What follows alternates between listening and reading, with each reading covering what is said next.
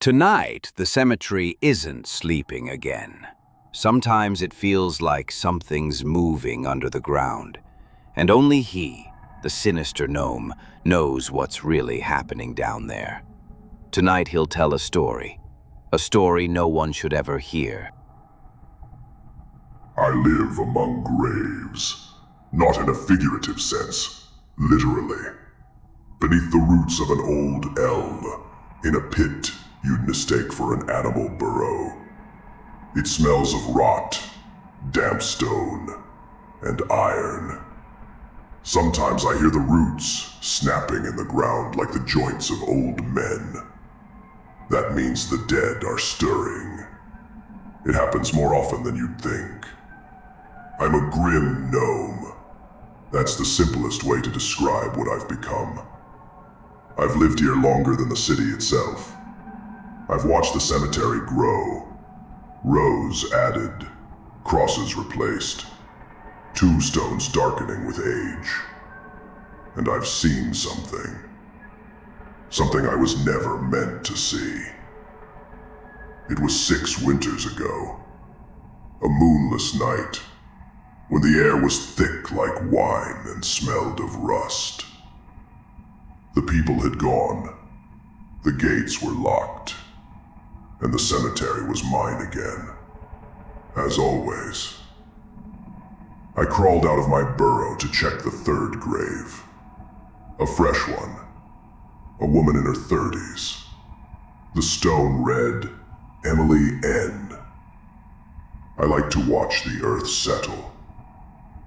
But that night, it didn't settle. It breathed. I stood at the edge, listening. There was a sound.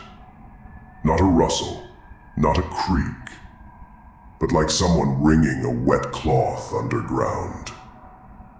At first faint, then louder. I knew the dead sometimes move for a while, when the flesh doesn't yet realize it's dead.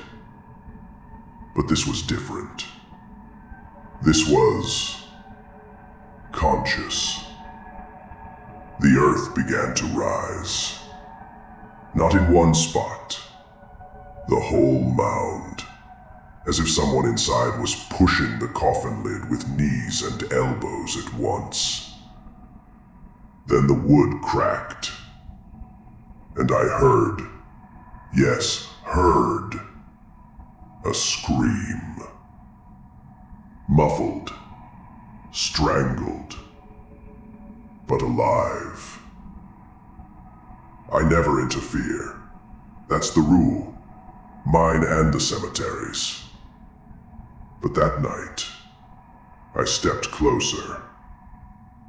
Watched the boards splinter, steam escaping from the cracks. Not cold, but hot and sticky, like breath. It smelled of meat and medicine. Then I saw her hand.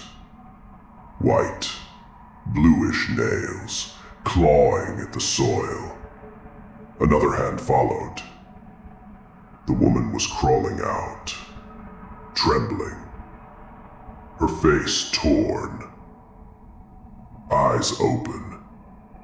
Mouth gaping. Like she couldn't get enough air. She was breathing. Hard. Desperate. I froze.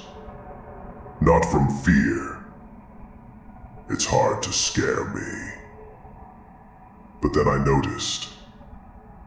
The ground around her was moving. Not collapsing.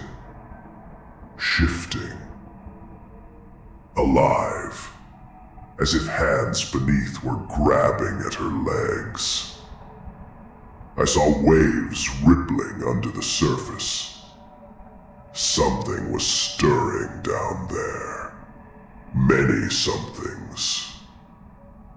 She turned to me, looked straight at me. I'll never forget that look. There was no plea for help. hatred. Not at me. At everything. At life. At the air. At being here again. Then her head jerked, and something slid out from under her chin. Not a worm. A hand. A human hand. With a child's finger. I stepped back. The ground heaved like an explosion. More hands came out. Faces. Pieces of flesh. All tangled. Pulling at each other. They weren't climbing out. They were dragging her back down. She screamed until her voice broke. Then silence. Everything collapsed. Neat, smooth earth again. Only my footprints remained. I went back to my burrow and didn't come out for a long time. In the morning, the caretaker came. An old man with a raspy cough. I watched from the shadows as he checked the new graves. He stopped at the third one, showed his flashlight, frowned. Then he pulled something out of the dirt. A doll. Burnt. Headless. A child's doll. But they buried a woman there. No children.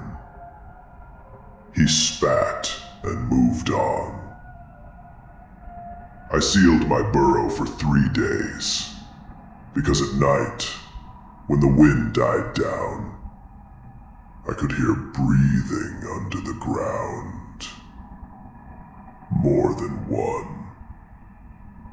Since then, I avoid the third grave. I've seen many things, but now I know one truth.